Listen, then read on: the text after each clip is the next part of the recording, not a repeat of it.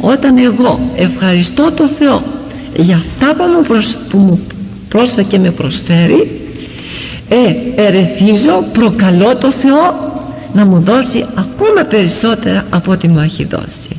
Άρα λοιπόν η ευχαριστία μας εκπληρώνει κάποιο χρέος ευγνωμοσύνης προς το Θεό, συγχρόνως ερεθίζει το Θεό και τον προκαλεί και τον βοηθά να μας δώσει ακόμα περισσότερα χαρίσματα από ό,τι μας έχει δώσει. Βλέπετε ακριβώς με τα λίγα αυτά λόγια πόση